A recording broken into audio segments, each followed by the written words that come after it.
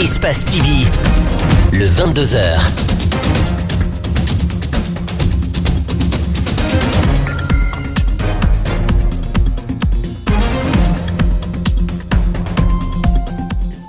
Vous regardez Espace TV, c'est un plaisir de vous retrouver, mesdames et messieurs, bonsoir.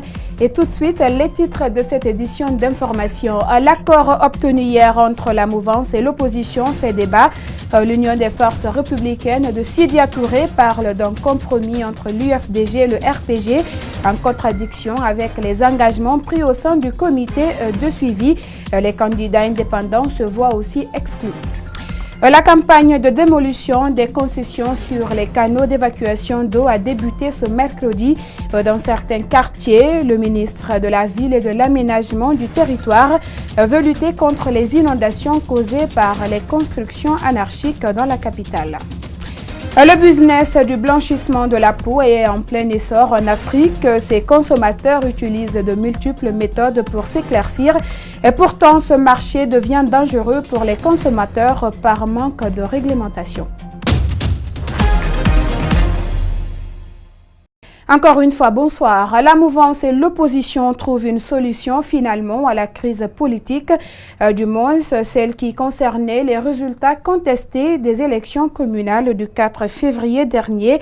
Et 8 des 12 circonscriptions sous contentieux ont été reparties entre le RPG Arc-en-Ciel, l'UGD et le Bloc libéral. Chez les acteurs des partis concernés, c'est la joie. Mariam Fodé Camara et Amara Alexio-Silla sont allés à leur rencontre et suivis. L'opposition républicaine était prête ce jeudi à descendre dans les rues pour manifester afin d'accéder à leurs réclamations. Un compromis a été trouvé mercredi.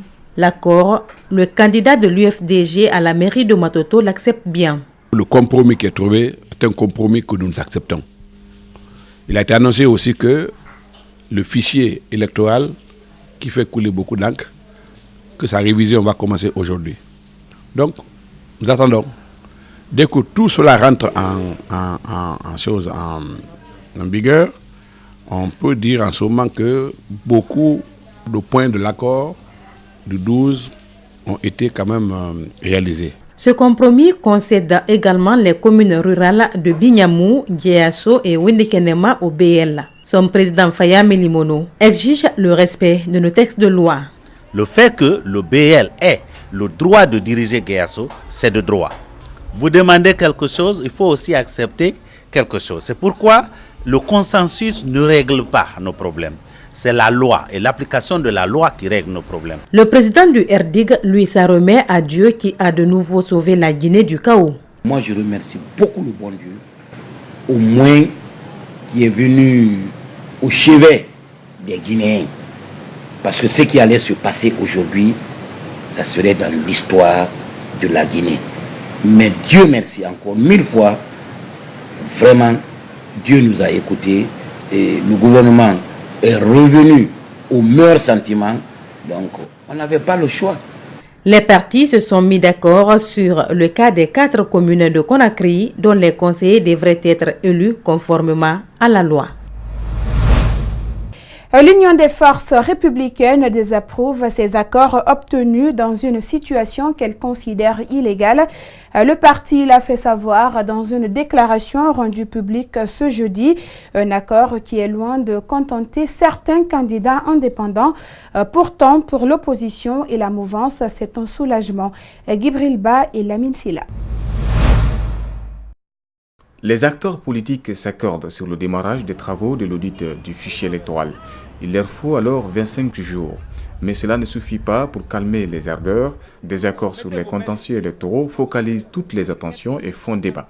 L'UFR dénonce la rencontre du mercredi soir entre le RPG Arc-en-Ciel et l'UFDG. L'UFR désapprouve ces accords obtenus dans un cadre inapproprié et en l'absence des autres membres de la plénière.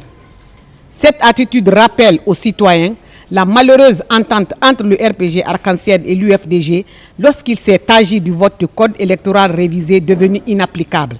Le parti de Sidya Touré rappelle aux 2 grandes formations politiques des valeurs à observer pour garantir la stabilité dans le pays. Le bureau exécutif de l'UFR demande à ses militants et sympathisants de rester mobilisés et vigilants pour la défense des droits et acquis du parti lors de ces élections communales. L'accord sur les contentieux électoraux entre la mouvance et l'opposition ne tient pas compte des revendications des candidatures indépendantes. Elles aussi ont montré leur frustration. Nous avons le code électoral et il fallait respecter cela. C'est comme ils ont dit, en faisant installer les exécutifs communaux conformément à la loi, comme ils ont proposé l'une des parties de leur accord pour dire que pour les 4 communes de Conakry, il faut respecter la loi.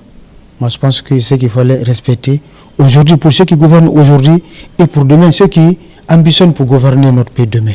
Chez l'UFDG, c'est plutôt un soulagement. S'il n'y avait pas eu cet accord-là hier soir, certainement, nous, on aurait marché aujourd'hui. Je serais à l'heure actuelle dans la rue. Pour l'heure, aucune date n'est fixée pour l'installation des élus.